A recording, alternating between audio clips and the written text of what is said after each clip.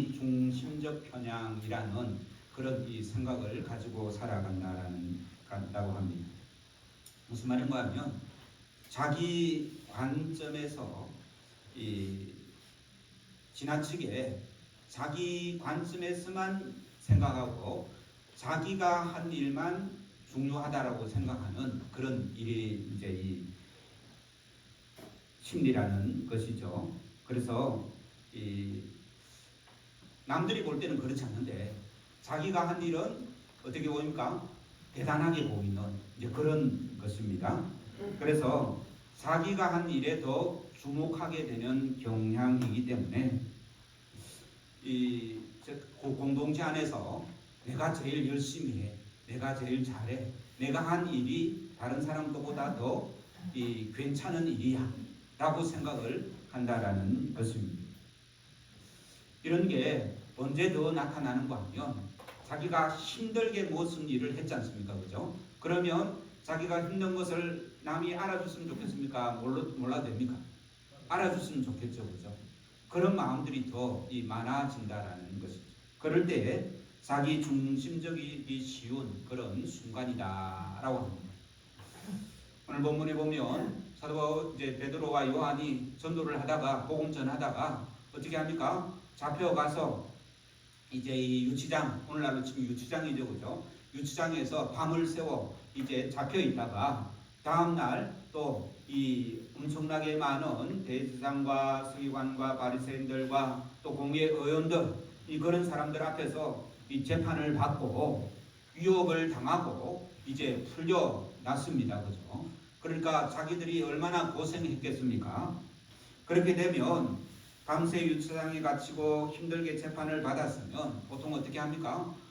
내가 어젯밤 잠도 제대로 못 자서 내가 고생했어. 그래서 집에 가서 샤워도 하고 좀 편하게 쉬어도 괜찮지 않겠습니까? 그죠? 마땅히 자기는 그래도 된다라고 생각을 대부분이 합니다. 이 전도하다가 고난을 당했기 때문에 좀 쉬어도 누가 뭐라 할 사람도 없습니다. 그러나 베드로와 요한은 달랐습니다. 23절 같이 읽겠습니다. 시작. 사도들이 노임에 그 동료에게 가서 제사장들과 장로들의 말을 다 알리니. 그러니까 집에 가서 씻고 쉬기보다 이 교회에 가서 이 동료들에게 이 지금 현재 상황을 알리고 우리가 그대로 있으면 안 된다라고 그렇게 이 공동체의 유익을 위해서 나서는 것을 보게 됩니다. 두 사도는 초대교회에 지난 이틀 사이에 겪은 일들을 자세하게 설명하면서 우리가 어떻게 해야 될까 이제 대책을 마련하게 되는 것입니다. 그 이야기를 들은 교회는 어떻게 합니까? 합심하여 기도를 합니다. 지칠 대로 지친 그 순간에 두 사도는 자신들의 몸을 돌보기보다 기도하기 시작했다는 말씀입니다. 유대 지도자들의 협박에 어떻게 대처할까 회의하기보다는 기도했다라는 사실을 오늘 발견하게 됩니다. 기도는 피곤한 몸을 쉬는 것보다 더 중요하고요. 기도는 대책 회의보다 더 중요하다는 것을 알게 되는데 이렇게 자기 중심적인 편향의 사람들은 자기가 했던 일을 말하고 자기를 자랑하고 자기를 알아주라고 하지만 그렇지 않은 사람들은 이 공동체를 위해서 또 그 모든 일들을 자기 입장에서 생각하는 것이 아니라 하나님 앞에 가지고 나아가는 그런 기도의 사람이 될 수 있음을 오늘 말씀을 통해서 배우기를 주의 이름으로 축원합니다. 우리 24절 같이 읽겠습니다. 시작. 그들이 듣고 한 마음으로 하나님께 소리를 높여 이르되 대주제요 천지와 바다와 그 가운데 만물을 지은 이시오. 그러니까 그들이 듣고 한 마음으로 하나님께 소리를 높여 이제 기도를 합니다. 그죠? 이 마음을 앞에서 함께 하나님께 기도하는 교회를 우리가 만날 수 있습니다. 예수님께서 이렇게 마태복음 18장에 이렇게 말씀하셨습니다. 너희 중에 두 사람이 땅에서 합심하여 무엇이든지 구하면 하늘에 계신 내 아버지께서 저희를 위하여 이루게 하시리라. 합심해서 기도하는 것, 이 예수님께서 가르쳐 주신 기도의 방법입니다. 우리 복음서를 자세히 보면요, 우리 23일부터 일주일 동안 복음서를 통독할 건데 기대하시고 기도로 준비해 주시기 바랍니다. 그런데 그 사복음서에 보면 예수님께서 찬양을 이렇게 하라, 전도를 이렇게 하라, 뭐 우리가 신앙생활하고 교회생활하는 것을 뭐 어떻게 하라라고 이렇게 자세하게 구체적으로 또 예를 들어가면서 가르치는 것이 없습니다. 그런데 기도에 대해서는 예수님께서 자세히 가르치시고 또 예수님께서 이렇게 기도하라라고 기도문까지 만들어 주셨습니다. 그죠? 그게 뭡니까? 네, 주기도문입니다. 그러니까 예수님께서는 기도는 굉장히 자세하게 가르치셨다는 것입니다. 그리고 기도할 때 두세 사람이 합심해서 기도한 방법까지도 가르쳐 주셨습니다. 우리가 신앙생활할 때 해야 하는 여러 가지 행위들이 많은데 왜 다른 것들보다 예수님께서 이 기도에 대해서 구체적으로 자세하게 예를 들어가면서 또 기도의 모범까지 우리에게 알려주면서 이렇게 가르쳤을까요?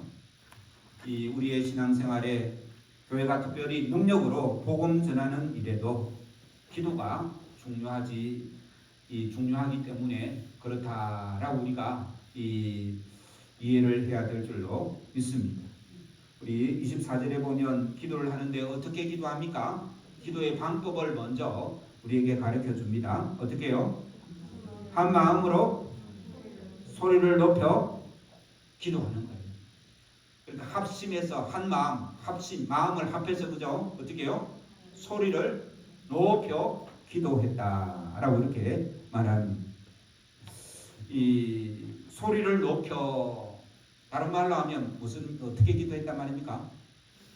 예, 소리 내어 가지고 소리를 높여서 마음속으로가 아니라 입으로 그냥 중얼중얼하는 것이 아니라 소리를 높여서 통성으로 우리가 기도했다라고 이렇게 표현할 수가 있습니다. 이 크게 목소리를 내어 한꺼번에 같이 기도하는 것, 이거를 우리가 보통 통성기도 그렇게 표현하지 않습니까? 그죠? 이 서양 교회에서는요, 모든 사람들이 모여서 막 소리 내어서 이렇게 기도하는 것을 한국식 기도다 라고 그렇게 표현한답니다. 우리는 통성기도다 하는데 서양의 교회들은 뭐라고요? 한국식 기도다 라고 이렇게 말합니다. 서양이나 가톨릭 교회의 기도는 주로 한 사람이 나와서 대표로 기도하거나 아니면 기도문을 나누어 줘요. 그래서 그 기도문을 나누어 준 것을 따라 같이 읽으면서 좀 중얼중얼하는 거죠. 그죠? 중얼중얼하면서 같이 따라 읽으면서 기도하는 교회들이 많이 있습니다. 그것도 이 교회의 전통의 이 좋은 기도의 방법입니다. 그러나 우리나라는 이 통성으로 기도하는 이러한 것이 많이 발달되어 있습니다.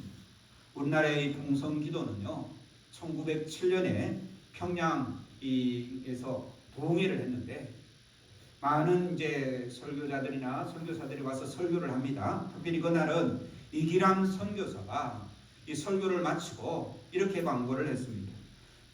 누구나 성령께서 인도하시는 대로 두세 분만 기도해 주세요 라고 한 거예요.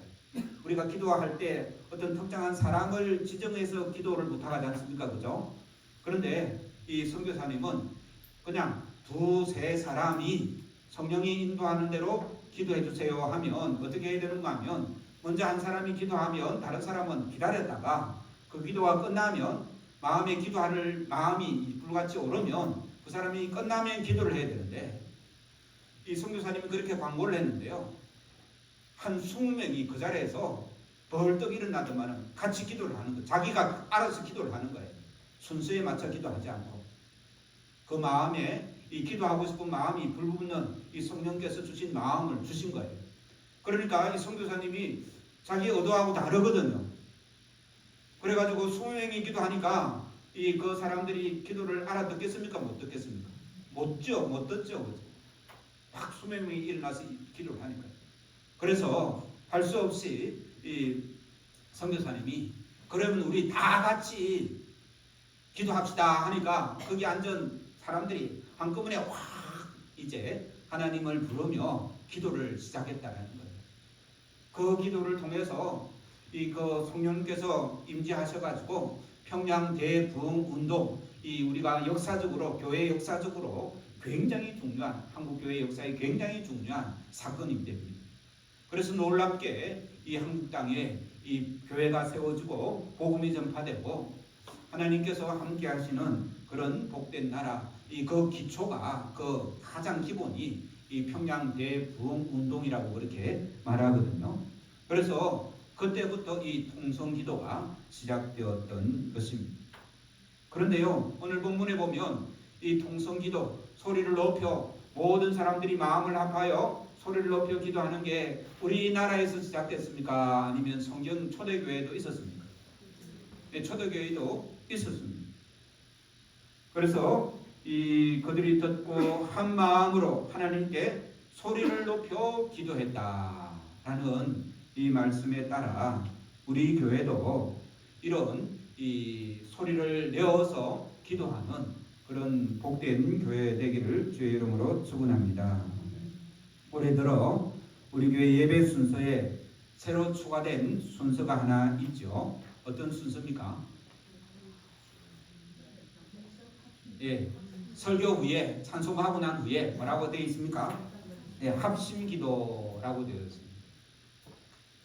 이 합심기도가 바로 오늘 이 본문의 말씀, 제가 이 사도행전 올해 새해 들어서 사도행전을 강의하려고 준비를 하다 보니까 이 새해에 좀 변화를 주고 싶어서 이 합심기도라는 이 순서를 넣었습니다. 사도행전 초대교회 성도들이 이렇게 합심해서 한 마음으로 소리를 높여 기도를 한 것이 이 사도행전의 여러 곳에 나오기 때문에 우리 교회도 이런 이 사도행전을 배우면서 합심하여 소리 내어서 주님 앞에 기도하는 그런 교회를 이제 되려고 이런 순서를 넣은 것입니다. 합심기도의 내용은 주로 그날 설교에 따른 기도 제목과 또 성도들이 특별히 기도 부탁하는 내용이 있으면 그 기도도 함께 우리 공예배에서 함께 기도하기를 원합니다. 특별히 자신의 이 삶 중에 어려운 문제나 기도할 제목들이 있으면 저에게 말씀해 주시면 이 합심 기도할 때 그 기도 제목도 내어놓고 함께 기도하겠습니다. 이것이 성경에서 특별히 초대교회 성령 충만 받은 성도들이 했던 기도의 방법이라는 것입니다. 그래서 합심해서 기도하니 31절 같이 읽겠습니다. 시작.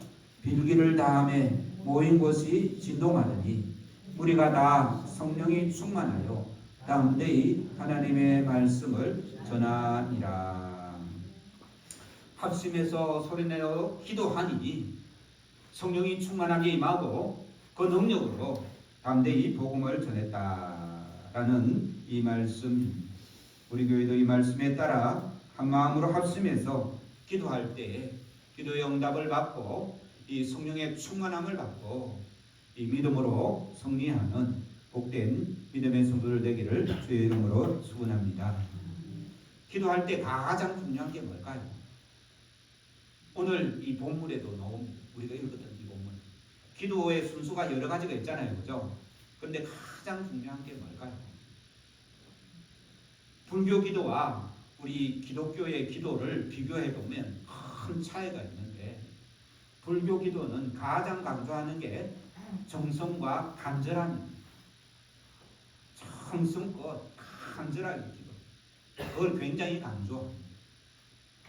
그런데요, 우리 이 기독교의 이 기도를 이제 보면 가장 강조하는 게요, 기도의 대상이.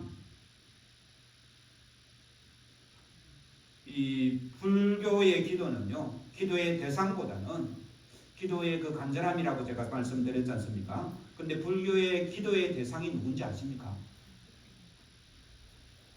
우리 기독교의 기도의 대상은 뭡니까? 하나님이잖아요. 불교의 기독교의 이제 불교 기도의 대상은 누굴까요?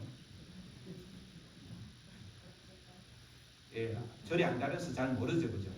제가 어제 주중에 설교 준비하면서 찾아봤습니다. 도대체 불교 사람들도 기도를 해요. 기도 내용은 비슷하더라고요, 보니까. 제가 불교 기도문도 찾아서 읽어봤거든요. 안에 내용은 비슷해요. 그런데 이 기도의 대상은 전혀 틀려요. 이 천수경이라 들어보셨으면, 천수경 절에 가면 이제 절에도 예배 시간 있지 않습니까? 그때 꼭 이제 이 천수경 한 구절을 같이 읽기도 한답니다. 우리가 이제 들어봤던 이 반야심경 들어가셨죠? 그것도 이 천수경 안에 들어있는 거고요. 수리수리 마수리, 그것도요, 이 천수경 안에 있는 기도의 한 기도문 속에 들어있는 말이라. 그 다음에 옛날에 태조왕건 이 관심법 아십니까? 거기 이 탤런트가 누구였죠? 하여튼 그 태조왕건이 사람을 딱 보면서 그 마음을 알아내는, 그러면 그럴 때 혼자서 이 입으로 말하는 게 뭡니까? 온만이 담매홈 그랬지 않습니까? 그죠? 그게 다 천수경 안에 있는 기도문이라는. 근데 이 천수경은 무슨 말일까 하면요, 1000개의 손을 가진, 1000개의 눈과 1000개의 손을 가진 이 보살, 그 보살이 뭔가 하면 관세음 보살입니다.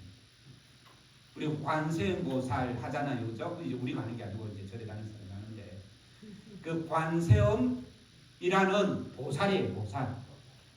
그러니까 이 천수경은요, 관세음이라는 보살한테 기도하는 거예요. 내용은 이래 주시고 저래 주시고 뭐 하는 기도문입니다. 그러니까 이 불교의 기도는요, 부처한테도 기도하고요, 또 보살한테도 기도하고, 또 스님한테도 기도를 합니다. 그는 이 불교의 기도는 모든 사람, 모든 어떤 대상이 다 기도의 어떤 대상이 되는 것입니다. 보살은 어떤 사람을 보살이라 합니까? 원래는 여자들을 향한 게 아닙니다. 보살은요, 쉽게 말해서 구도자, 그러니까 이 부처가 되기 위해 수행하는 사람을, 모든 사람을 이제 이 보살이라 그래요. 우리나라에서는 여자들을 이제 보살이라고 표현하는데, 근데 하여튼 기도의 대상이 누구라고요? 보살도 된다는 거예요. 우리나라로 치면, 우리 기독교식으로 치면 바울한테도 기도하고, 베드로한테도 기도하고, 또 스님한테도 기도를 하니까 목사한테도 기도를 하는 거예요. 우리 기독교식으로 이해를 하면. 그러니까 불교의 기도와 이 기독교의 기도가 엄청나게 차이 나는데, 가장 큰 차이가 기도의 대상이다라는 것입니다. 우리의 기도의 대상은 하나님 한 분인 줄로 믿습니다. 우리 교회 안에서도 새벽 기도를 해라, 하루에 3시간 이상 기도해라, 기도는 이렇게 하는 것이다, 저렇게 하는 것이다, 기도를 강조하는 내용들이 많은데, 기도에서 가장 강조하고 가장 바로 알아야 되는 것이 바로 우리가 기도하는 그 기도의 대상이라는 것입니다. 우리가 기도하는 그 대상이 누구신지에 대한 믿음이 우리의 기도에서 가장 중요하다는 것입니다. 우리의 열심과 우리의 간절함보다 더 중요한 것이 기도하는 대상이라는 거예요. 누구 앞에 그분이 어떤 분인지 알고 기도하는 게 그토록 중요하다는 것입니다. 그래서 히브리서 11장 6절에는 이렇게 말씀합니다. 믿음이 없이는 하나님을 기쁘시게 하지 못하나니, 하나님께 나아가는 자는, 하나님께 기도하는 자는, 같은 말입니다. 하나님께 나아가는 자는 반드시 그가 계신 것과, 하나님이 살아계신 것과, 또한 그가 자기를 찾는 자들에게 상 주시는 이심을 믿어야 할지니라 라고 하면서 기도의 대상을 그토록 강조하고 있습니다. 오늘 초대교회 성도들의 합심 기도의 내용에도 보면 기도의 대상을 찾는 것도 시작합니다. 그 기도의 대상이 누굽니까? 24절 다시 보겠습니다. 시작. 그들이 소리를 듣고 한 마음으로 하나님께 소리를 높여 이르되 뭐라고 합니까? 대주제여 천지와 바다와 그 가운데 만물을 지은 이시여.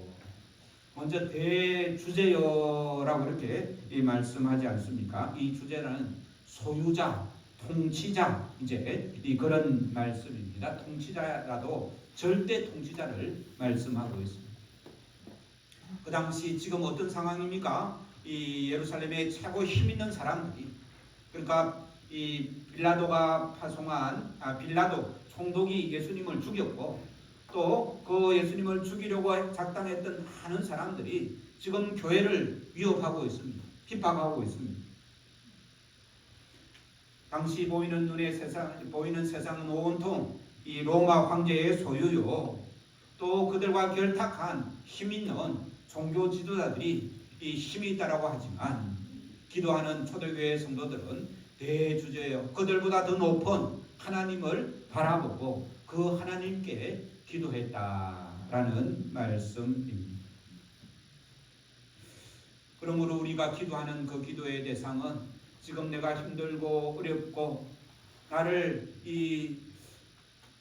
힘들게 하는 그 어떤 그것보다 더 크신 하나님, 그분이 우리의 대주제가 되신다라고 고백하면서 그 하나님께 기도하는 것입니다. 그 믿음으로 하나님을 찾고 하나님께 나아가는 것, 이것이 올바른 기도인데요. 오늘 본문에 보면 대주제여 하고 끝난 것이 아니라 이 하나님을 이 세 가지 방법, 그 대주제가 되신 하나님이 구체적으로 또 세 가지로 설명하고 있습니다.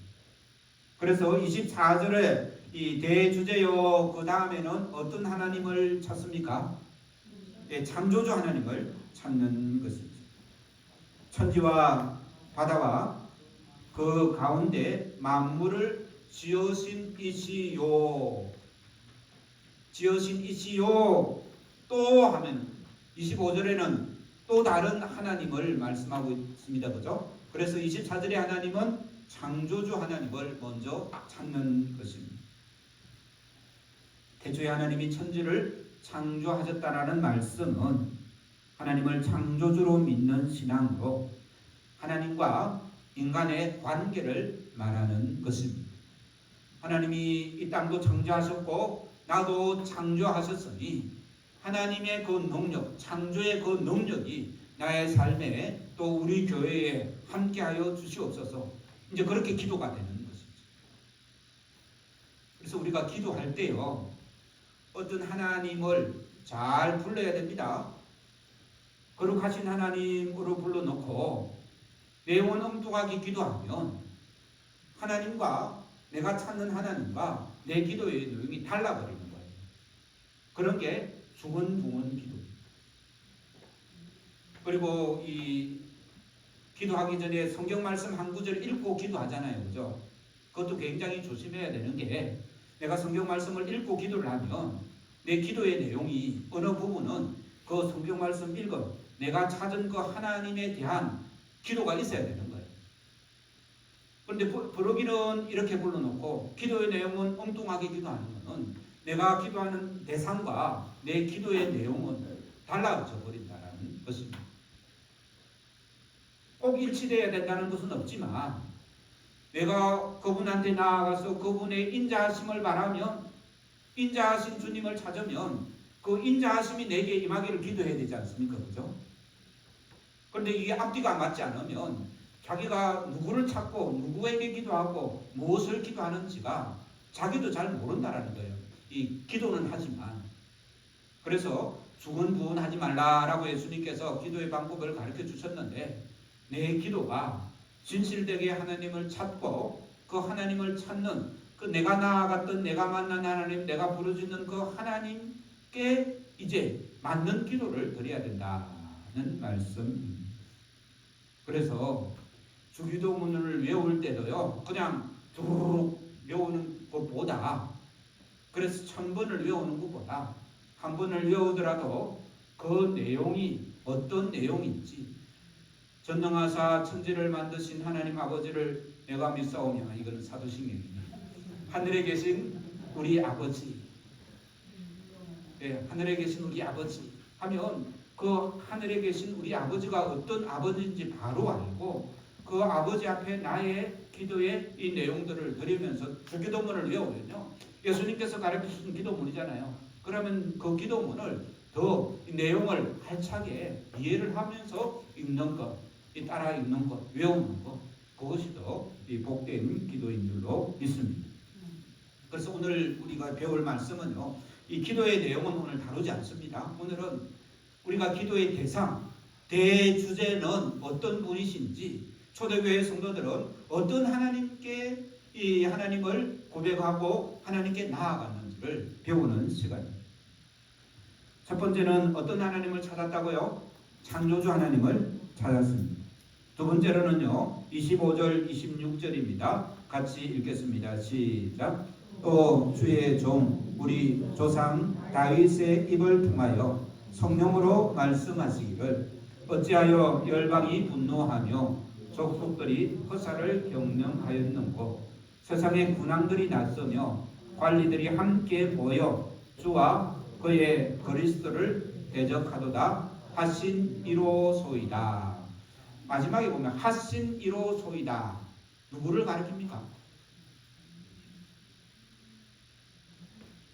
또 그러니까 24절에 천지를 창조하신 하나님 했죠, 그죠? 그 다음에 또 하면 누구를 말합니까? 하나님을 말하는 거예요. 그 하나님을 말하는데, 그 하나님은 25절 26절에 나온 하나님이, 25절 26절에는 어떤 하나님을 말합니까? 네, 성령으로. 누구에게 성령으로 말씀하신 하나님입니까? 네, 다윗에게. 그러니까 하나님은 이 계시하신다라는 거예요. 자기를 드러내신다라는 거예요. 근데 이 하나님이 자기를 드러내시는 하나님인데, 25절 26절에는 성령을 통해서 누구에게 하신 말씀이라고요? 다윗에게 한 말씀. 그죠? 그렇게 기억되어 있어 가지고 밑에 보시면 기억이 어떤 내용입니까? 시편 2장 1절 2절을 이제 인용을 해서 기도를 하는 거예요. 하나님은 어떤 하나님입니까? 창조주 하나님이시고, 그 다음에 자기를 계시하시는 하나님이신데 자기를 나타내시는 하나님이라는 말입니다. 성령을 통해서 다윗에게 말씀하시면서 자기를 나타내신 그 하나님이라는 거예요. 그러니까 25절 26절도 하나님을, 내가 기도하는 그 대상의 하나님을 찾는 겁니다. 그렇죠? 이해하시겠죠? 그래서 우리는 이 마지막 26절 하반절에 보면 세상의 군왕들이 났으며 관리들이 함께 모여 주와 그의 그리스도를 대적하도다. 여기까지는 누가 한 말입니까? 성령께서 다윗을 통해서 다윗이 한 말씀입니다. 그렇게 말씀을 하게 하신 이로소이다라는 거예요. 하나님이 그런 분이라는 말씀입니다. 하나님은 자신을 계시하시는 하나님인데, 사람을 통해서 또 예언자들을 통해서 다윗을 통해서 여러 사람들을 통해서 자신을 계시하시는 것입니다. 그러니까 지금 우리가 당하는 이 고난의 하나님께서 다 말씀하신 내용이다, 그런 말씀입니다. 이해하시겠습니까? 내가 당하는 이 27절 28절에 좀 더 구체적으로 이 말씀하시는데요. 27절 28절 같이 읽겠습니다. 시작. 과연 헤롯과 본디오 빌라도는 이방인과 이스라엘 백성과 합세하여 하나님께서 기름 부으신 거룩한 종 예수를 거슬러 하나님의 본능과 뜻대로 이루려고 예정하신 그것을 행하려고 이 성에 모였나이다. 무슨 말인가 하면요, 지금 교회를 핍박하고 있지 않습니까? 그 핍박하고 있는 이것을 하나님께서 다윗에게 말씀하셨고 그 말씀하신 것이 지금 이루어지고 있습니다 라는 말씀입니다. 그러니까 이 섭리하시는 하나님을 지금 찾고 있는 것입니다. 당시 종교 지도자들과 이 총독은 자기 이익에 따라 예수님을 없애했습니다. 자기 뜻대로, 자기 계획대로, 자기 힘으로 했다라고 말을 합니다. 그러나 교회는 그 사건을 하나님의 섭리가 이루어진다라고 보는 것입니다. 하나님의 섭리로 이 땅을 이끌어 가신 하나님을 지금 찾고 있는 것입니다. 그래서 우리도 이 새 하나님을 바로 알 때에 지금 내가 당하고 있는 그 문제를 그 하나님께 맡길 수가 있는 것입니다. 그 대상은 중요하지 않고 내가 간절함만 중요한 것이 아니라 일단 대상이 제일 중요해요. 그런 하나님이니 내 문제를 맡기는 것입니다. 그래서 창조주 하나님, 계시자 하나님, 우리의 삶에 지금 우리가 당하는 이 삶도 하나님의 섭리 안에 있다. 하나님의 섭리로 우리를 이끌어 가신다. 그렇지 않습니까? 지금 초대교회가 당하는 그 어려움이 다 하나님의 뜻 안에 있다라고 이렇게 말씀하고 있는 것입니다. 28절 보시기 바랍니다. 하나님의 권능과 뜻대로 이루려고 예정하신 그것을 행하려고 이 사람들이 이 성에 모였습니다. 그 말이죠. 그러니까 우리가 당하는 모든 이 상황이 하나님의 어디에 있다고요? 섭리 안에 있다. 하나님이 섭리로 우리를 인도하신다는 믿음으로 기도합니다. 초대교회 성도들을 보게 됩니다. 하나님께서 태초에 천지를 창조하셨을 뿐만 아니라 우리의 역사의 삶 속에 우리의 삶에 하나님이 드러나시기를 원하십니다. 뿐만 아니라 우리의 삶 모든 곳에서 하나님께서 붙드시고 인도하시고 한치의 오차도 없이 하나님의 그 섭리 안으로 우리를 인도하시는 그 하나님을 우리가 믿고 기도해야 그 기도가 올바른 기도가 되는 줄로 믿습니다. 세 가지 다시 정리합니다. 창조주 하나님, 그 다음에요 계시자 하나님. 자기를 숨겨놓은 것이 아니라 우리의 삶 속에, 역사 속에 나타나시는 하나님. 그 다음에 섭리자 하나님.